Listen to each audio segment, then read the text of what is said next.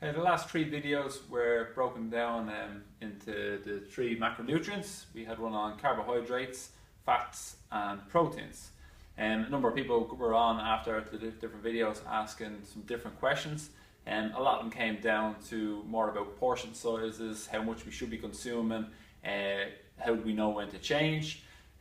So we're going to talk a little bit about that today. So just to recap quickly, carbohydrates, we talked about refined or processed carbs, which are generally going to be more wheat-based products, products with a lot of sugar. These are generally going to be higher in calories.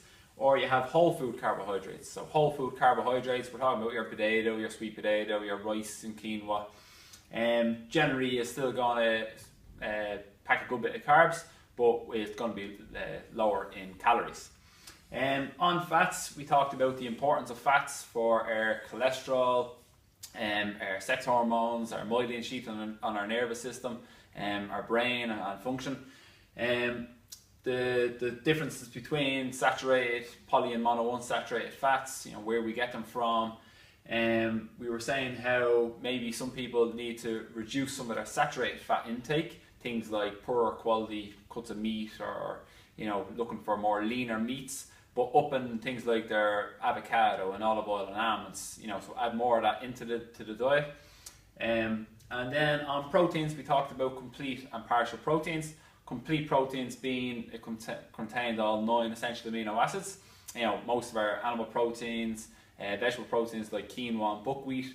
And then partial proteins contain some but not all essential amino acids, more beans and legumes and nuts and seeds.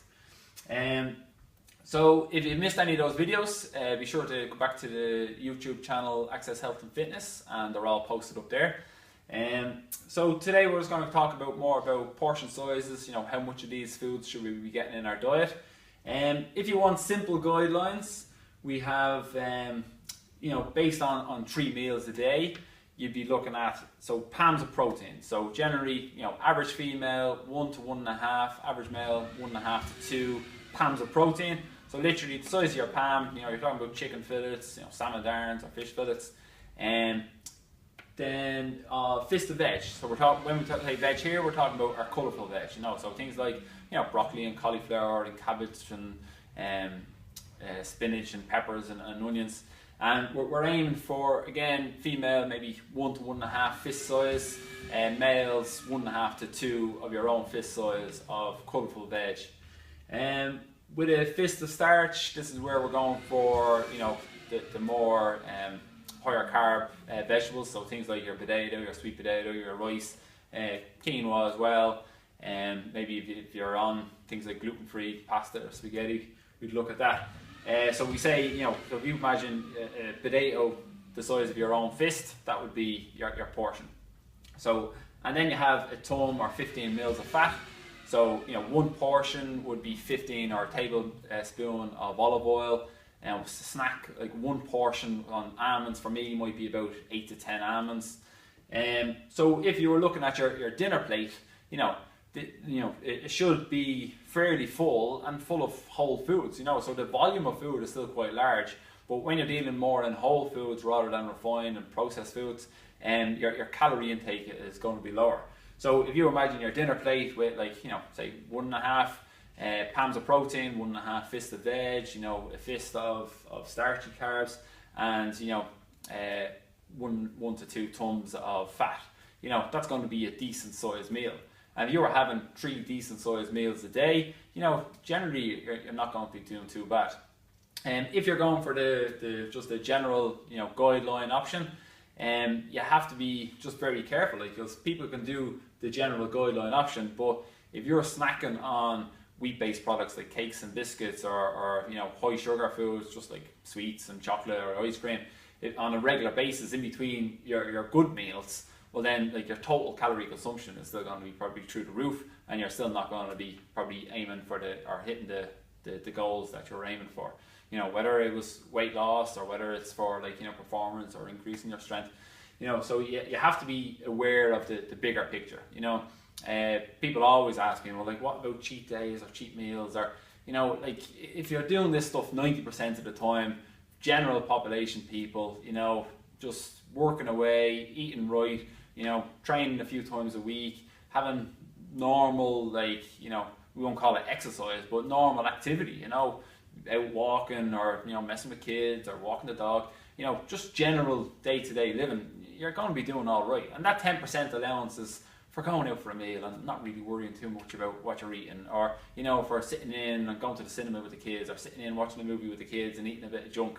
But, like, you know, you're talking about, like, these little pockets, you know, once or twice a week, you know, but we're not, like, when you're consuming, you know, sugar, like sugary products on a daily basis, or wheat-based products on a daily basis, you probably know yourself that you're running into problems, whether it's not just weight problems, but just general health problems, mood, you know, brain fog. Like, brain fog is where, like, you just can't be thinking straight. You feel like your memory isn't as sharp as what it should be. So then, if you want to be more specific about what your food intake, there's tons of online calculators where you can input your details, and from that it will spit back out, you know, oh, you need so many calories. From that calories, we're going to break down into carbs, fats and proteins. These calculators will have rough guides for, are you looking to lose weight? Are you looking to maintain your weight? Are you looking to increase your weight? So for the general guidelines here, what we'd recommend starting off would be with protein is going to be your first one. You're trying to hit 2 grams of protein per kilo of body weight. So if you weigh 80 kilos, you're looking to try and hit 160 grams of protein a day. For fat, we look at 0.9 grams per kilo of body weight. So to make this easy, if you weigh 100 kilos, well, you're looking to try and hit 90 grams of dietary fat in every day. And then the remainder of your calories is going to be made up from your carbohydrates. So your carbohydrates is pretty much just going to be your simple source for energy, for glucose. So then, you know, again, you'd have to, you know, these are the national guidelines. So males, you know, it's recommended 2,500 calories, females 2,000 calories. And if you want to be more specific, again, go on to one of the calculators, just Google macro calculators or macronutrient calculators, and it can give you a rough guide to something a bit more specific to you and your body type. But let's take the average male, 2,500 calories. He weighs 90 kilos. So if he weighs 90 kilos, 2 grams of protein per kilo, we want him eating 180 grams of protein a day. From that 180 grams, if 1 gram of protein is 4 calories, so 180 multiplied by 4, that's 720 calories. So 720 of his 2,500 is going to be made up of protein. Then we look at our fat next. So again, we're going for 0.9 of a gram per kilo. So 0.9 of 90, we're looking at 81 grams of fat a day. For fat, it's 1 gram is the equivalent of 9 calories. So we multiply 81 by 9 and we have 729 calories. So now from his 2,500 calories, we know that 720 is going to be made up of protein, 729 is going to be made up of fats, and then a remainder, 1,051 calories is going to be made up of carbohydrates. So to get our grams of carbohydrates, there's 1 gram of carbs is 4 calories. So we divide our 1,051 calories by 4, and it gives us 262.75 of carbs. So, you know, rounding it off, this male, he's trying to hit 2,500 calories a day. You're looking at 180 grams of protein, 80 grams of fat, and 260 grams of carbohydrates. Now, how you'd monitor that, you can, you know, things like, you know, written food diaries are all right, you know, photo food diaries on your phone, or something like MyFitnessPal, where we'll give you more of just a bit more of an accurate guide to how much carbs, fats and proteins are in the foods that you're eating. Again, then we have done one out here for a female, you know, 2,000 calories, she weighs 70 kilos, you know, she's looking at 140 grams of protein, which is 560 calories, and she's looking at 63 grams of fat, which is 567 calories, and then the remainder turns into 218 grams of carbohydrates. So, you know, whichever way you choose, if you want just a standard, you know, just a rough guide, eating your meals, you know, you have an idea of this is me protein, this is me veg, you know, so your nutrient dense foods. You have your carbohydrates, which is your more starchy veg, and then you have your fats. And if whether you have just a rough guide or a more specific guide, then it's like, well, how do you know if it's working? Well, so let's say if your aim is weight loss, obviously one of the first things is, are you losing weight? No. Well, maybe your total calorie intake is too high, or maybe either your carbs are too high, or your fats are too high, or both your carbs and fats are too high. And it takes a little bit of playing around with, you know.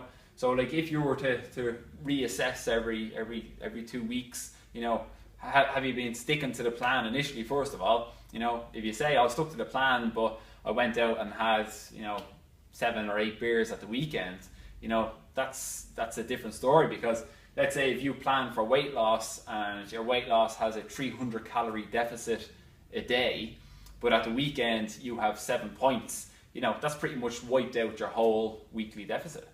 So yeah, you have to make sure you're sticking to the plan. You have to make sure you have some sort of record keeping. You're monitoring your food in some way or another. And then, yeah, and then you have to play around, and you'd only adjust maybe every couple of weeks. So yeah, weight loss or weight gain. Are you trying to gain weight but you're not? Are you trying to lose weight but you're gaining weight, or you're not losing weight? Things you'd look at your total calorie consumption first. Protein is generally always going to stay the same. Like if you can hit the 2 grams, great. If not, you might suffer with things like recovery. If you're taking 2, 3, 4 days to recover from training, is your protein target too low, but are you hitting your protein target? Or if your recovery sucks, you know, you could look at, is your carbohydrate intake too low, or again, your total calorie consumption too low? The energy levels, you know, are you losing weight but your energy is through the floor? And generally with your energy through the floor, you're probably going to be a moody git as well. So like the old wives' tale of half a kilo or a pound a week is great for weight loss, and there's a lot of truth to that. And you know, if you're losing more than a pound, and certainly more than 2 pounds a week consecutively for 4, 6, 8 weeks, you probably find that if you're, depending on your size, like if you're 150 kilos, losing, you know, a kilo or 2 a week for a number of weeks, probably not a big deal.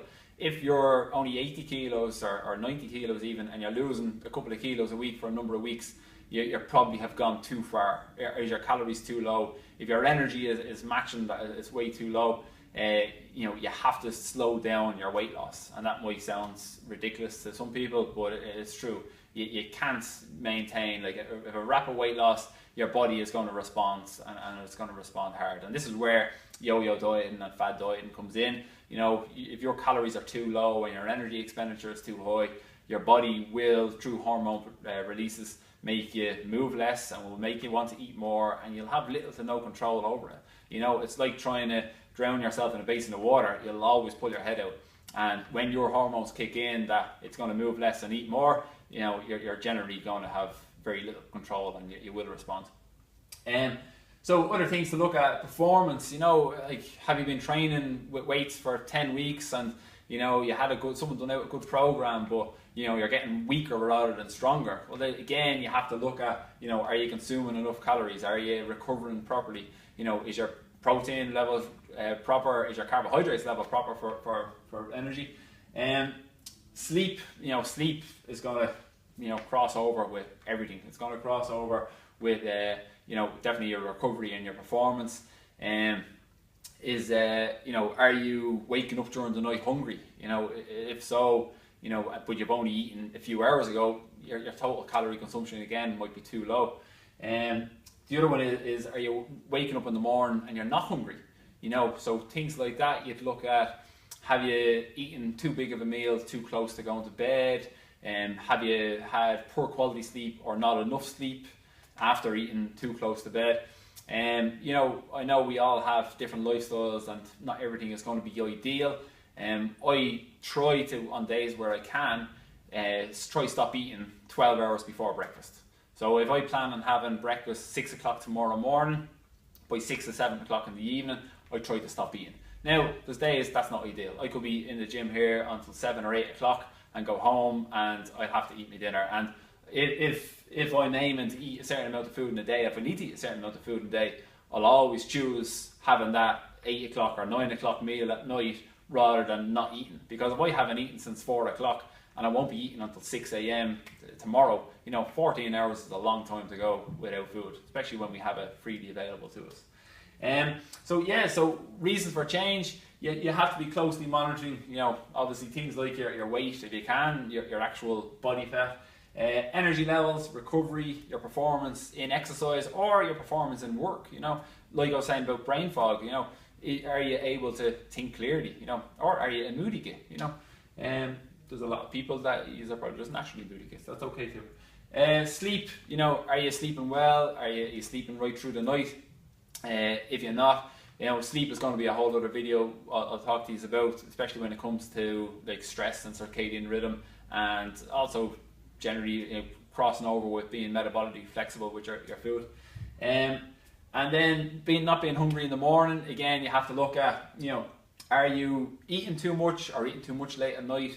That your body is basically having to deal with all this food, not getting to deal with what it should be dealing with, like recovery and hormones when you're asleep.